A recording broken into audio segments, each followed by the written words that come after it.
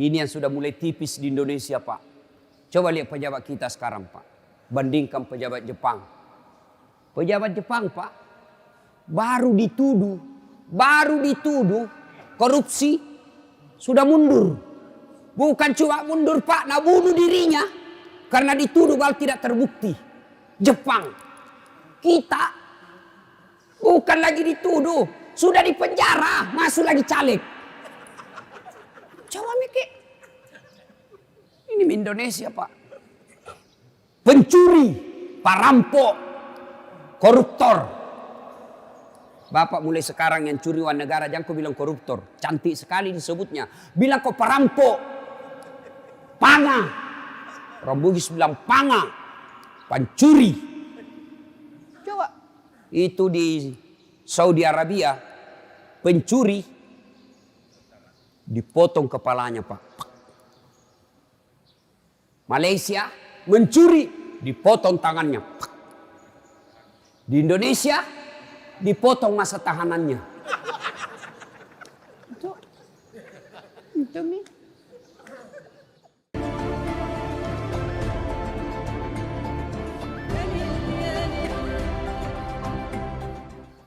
Kata Rasulullah sallallahu alaihi wasallam, sittatu asya'in tukhbitul amal.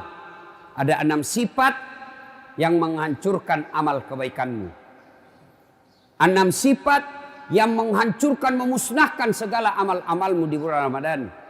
1 kata Nabi, al-istighalu bi uyubil khalqi. Suka sekali cari jeleknya orang, dia lupa jeleknya dirinya sendiri. Ini ya, Pak Gosip. Semua mau diurusi. Jeleknya orang dia nampak. Dia tidak tahu jelek dirinya. Yang orang Melayu mengatakan, semut seberang lautan tampak olehnya. Sementara gajah di pelupuk matanya tidak terlihat. Kan aneh. Semut yang jauh dia bisa lihat. Sementara gajah di depan matanya dia tidak lihat. Ini banyak orang seperti ini, Pak. Jeleknya orang dia tahu semua. Sementara keburukan dirinya dia tidak urusi. Maka Nabi menjelaskan, beruntunglah orang-orang yang terlalu sibuk mencari kekurangan dirinya sehingga tidak punya waktu untuk mencari aib dan kekurangan orang lain. Ada ibu-ibu bilang begini, Ustadz, kan cocok itu yang saya bilang. Memang begitu. Justru benarnya kita cerita namanya ghibah. Kalau salah namanya fitnah. Pemilu kemarin, pilpres kemarin, banyak orang hancur amalnya, Pak. Facebook, Twitter, WhatsApp. Dia share semua kejelekannya orang. Jeleknya orang semua ditabur. Caleg-caleg lawannya dijelek-jelekkan semua. Itu hancur amalnya. Itu nanti di akhirat kan ada orang datang. Ya Allah, ini puasaku. Datang tetangganya, tunggu dulu Tuhan. Saya pernah bertetangga itu di Ternate. Nagosip, Kak. Katanya anakku yang lurus rambutnya bukan anaknya suamiku. Karena suamiku keriting rambutnya. Dia tidak tahu anaknya lurus rambutnya karena sudah di-rebonding. Gara-gara fitnahnya, saya malu satu kota. Saya minta keadilan. Allah berfirman, ya sudah, ambil itu puasanya. Habis puasanya 3 tahun. Habis puasanya 5 tahun. Saya ada yang datang. Saya juga ya Allah, saya pernah dicerita. Katanya mobilku hasil korupsi. Gara-gara fitnahnya, saya tidak diangkat jadi pegawai negeri. Saya tetap menjadi PTT, pegawai tidak tetap. Sudah itu TTP lagi, tetap tidak pegawai. Saya minta keadilan ya Allah. Allah berfirman, ya sudah, ambil puasanya, ambil sholatnya. Habis puasa, ambil sholat. Store lagi.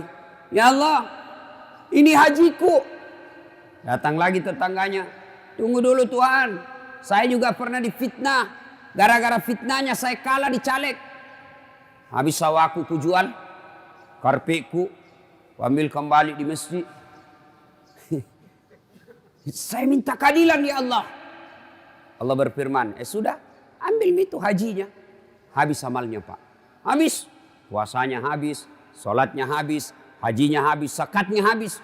Masih ada yang datang. Ya Allah, saya juga pernah dicerita kejelekanku. Allah berfirman, bagaimana? Habis amalku ya Allah. Bagaimana lagi? Sudah habis amalku. Kata Allah, supaya adil, ambil dosanya itu orang pernah kau sakiti. Ambil semua dosanya itu orang pernah kau fitnah. Ambil semua dosanya itu orang pernah kau hina. Habis amal kebaikannya, dosanya orang masuk.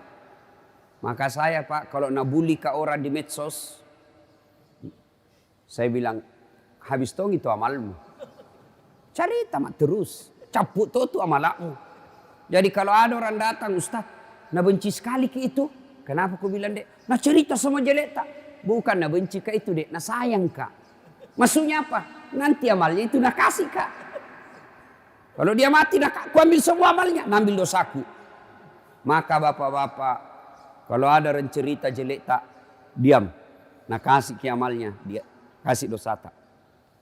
Kata Al-Quran, ayuhibbu ahadukum, sukakah kamu memakan bangkai sesamamu manusia? Sudahlah. Suatu kali Umar bin Khattab datang menghadap Nabi. Ya Rasulullah, ada anak muda, baik sekali agamanya, soleh, dia akan menikah. Sayangnya perempuan yang dia mau nikahi ini mantan pelacur. Ini laki-laki baik sekali, kasihan. Dan dia tidak tahu siapa calon istrinya. Apakah saya kasih tahu ya Rasul, ini laki-laki siapa, ini perempuan dia mau peristrikan? Nabi kalau bahasa di Makassar, Umar, kenapa kau sibuk? Apa urusanmu? Kenapa kau urusi orang? Kau tahu enggak kenapa itu laki-laki dia tidak tahu aibnya itu perempuan? Kau tahu enggak kenapa ini laki-laki dia tidak bisa tahu itu rahasianya itu perempuan? Siapa yang tutup rahasianya ini perempuan? Allah Subhanahu wa taala. Kenapa kau yang ingin membongkarnya? Jadi Ramadan, tinggalkan gosip. Kalau ada yang datang, tak usah bos. Anu. Jangan bos. Ya. Sudah Mi. Yang bagus, kalau datang orang, apa kita bilang? Ustadz, katanya anu. Maka yang baik kita ucapkan apa? Na'udzubillah min zalik. Kita berlindung kepada Allah dari keburukan seperti itu. Cuma kan kita tidak.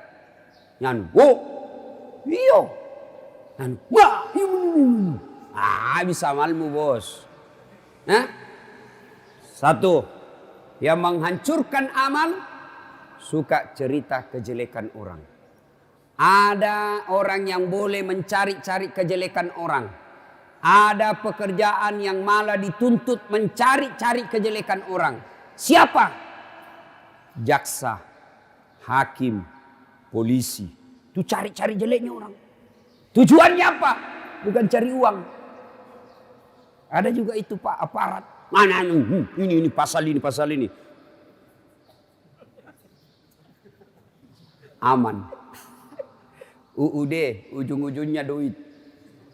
GBHN, apa itu? KUHP, kasih uang habis perkara. Ada yang begitu. Ini tentu lebih besar lagi dosanya. Bukan menegakkan keadilan tapi memeras. Kenapa hakim, jaksa, polisi boleh mencari-cari kejelekan orang? Tujuannya apa? Supaya ditahu itu kejahatan, lalu diberitahukan kepada orang lain supaya dia tidak mengikuti kejahatan itu. Itu tujuannya. Yang kedua, yang menghancurkan amal. Apa itu? Qaswatul qalbi. Apa itu Ustaz? Keras hati. Maket doatina. Tidak mempan nasihat. Mudah-mudahan yang cepat pulang tadi ini, itu bukan keras hati. Pada zaman Nabi itu Pak, kalau ada orang mau ceramah dia pergi, Nabi bilang innal munafikin.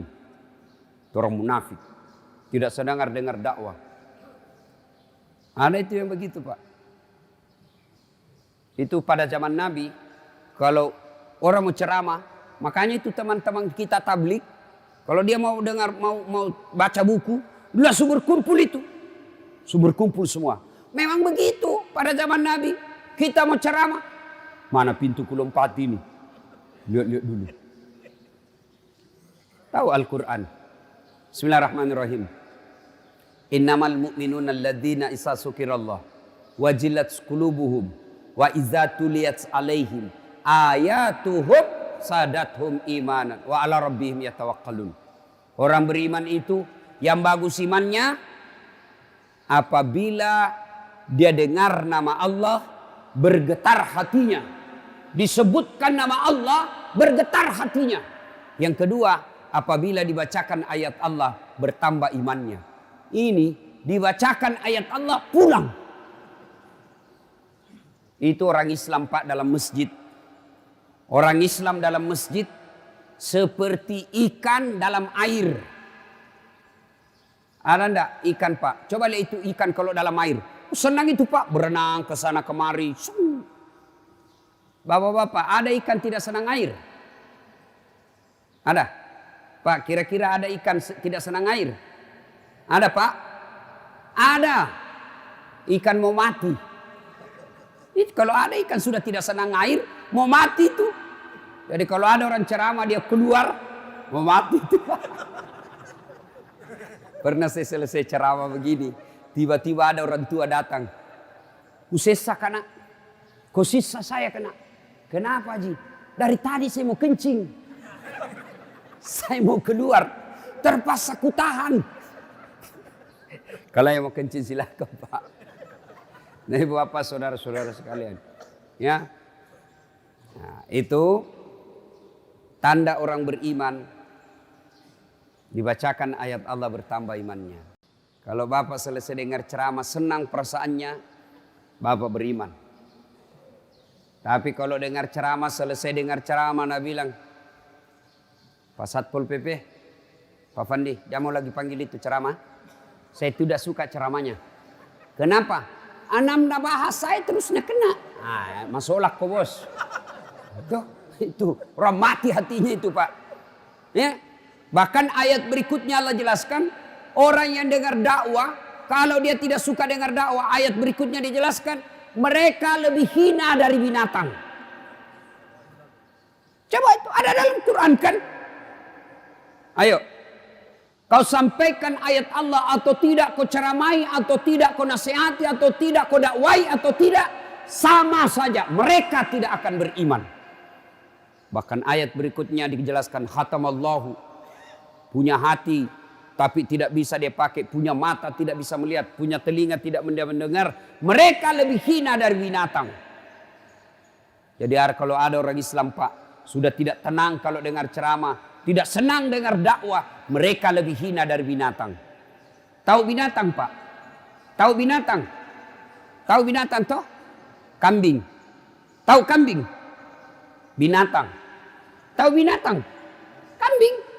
Tahu kambing? Binatang. Itu kambing, mamaku di kampung sampai sekarang masih jual beli kambing. Itu kambingnya kalau ada nakal, ganggu temannya, tak. Langsung Nabi bilang mamaku, tikengi, tangkap, bawa di pasar, jual. Sampai di pasar tidak ada yang beli. Haji, dega kata beli, tidak ada orang beli, palisui, kasih pulang, potong. Kambing, nakal, jual. Tidak ada yang beli, potong, makan sama-sama. Kalau ada di sini, mau diapain? Mau diapa Pak? Hah? Jual. Siapa mau beli bikin repot. Potong. Siapa mau makan? Orang mati jangankan dimakan, dipegang saja jenazahnya itu orang meninggal. Jijik kita pegang muka atas, setelah dipegang dicuci bersih-bersih. Itulah yang Allah jelaskan, mereka lebih hina dari binatang.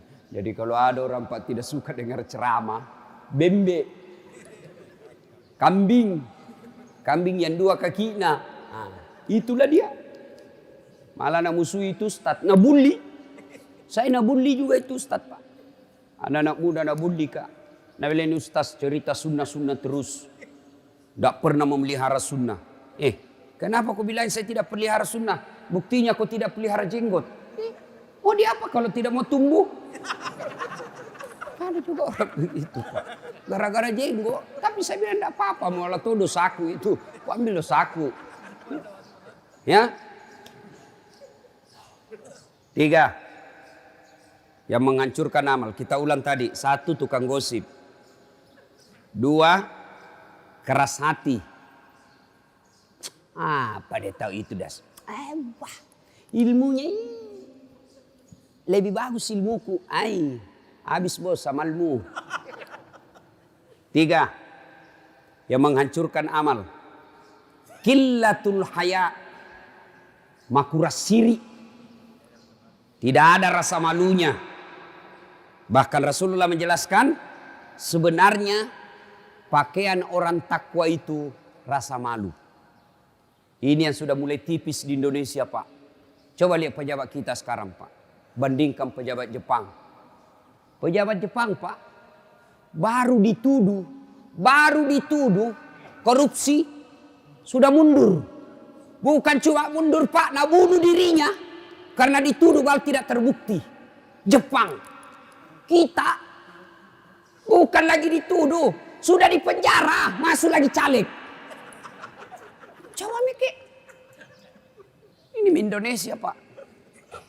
Pencuri, perampok, koruptor. Bapak mulai sekarang yang curi uang negara jangan kau bilang koruptor. Cantik sekali disebutnya. Bilang kau perampok. Panga. Orang Bugis bilang panga. Pencuri. Coba. Itu di Saudi Arabia. Pencuri. Dipotong kepalanya Pak. Malaysia.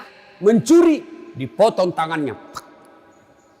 Di Indonesia dipotong masa tahanannya.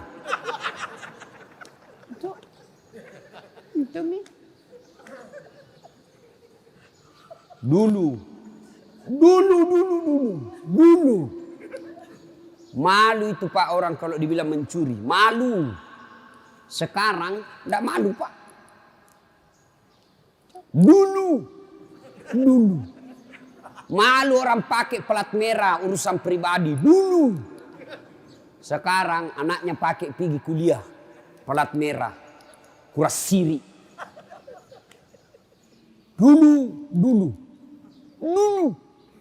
Itu cewek kalau lewat pakaian mini-mini apa orang bilang?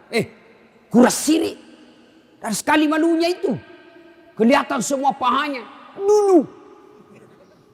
Sekarang, sini Pak, bapaknya haji, mamanya haji. Pergi pengantin, bapaknya pakai songkok, mamanya pakai jilbab besar. Nah pegang anaknya di sini, baru apa? Nggak pakai jilbab anaknya, kelihatan dadanya, kelihatan pahanya. Modern tidak, dongok. Dulu. Kalau ada cewek dibonceng sama cowoknya, dipanggil itu anak, dia cari itu bapaknya. Mana itu adekmu yang cewek? Piko cari siapa yang bonceng, pukul itu yang bonceng, pukul juga itu adekmu. Kasih baku pukul. Dulu. Sekarang anaknya cewek tinggal malam minggu di rumah, keluar kok nak. Nanti dia bilang koran ndak laku. Orang kalau berhasil puasanya, rasa malunya tinggi. Kalau bapak merasa berhasil puasa, tapi tidak punya rasa malu, nggak ada itu Pak. Sekarang Pak yang namanya budaya malu hilang. Haji. Tiap tahun pergi umroh. Azan di masjid. Ayalas salat. 23. Mendomi. Haji Padoming. Kuras siri. Itu banyak begitu. Jadi kalau kau sudah haji datanglah ke masjid. Sudah muka-muka sakaratil maut. Masih juga kalau lihat cewek anak-anak. Pak sudah 70 umurnya. Semua kuras siri, semua itu habis amalmu. Ya. Nah ibu bapak saudara-saudara sekalian masih ada 3 tapi waktu yang sangat terbatas. Saya harus ke bandara karena penerbangan saya 6:30. Ini saja tausiah kita, mudah-mudahan ada manfaat.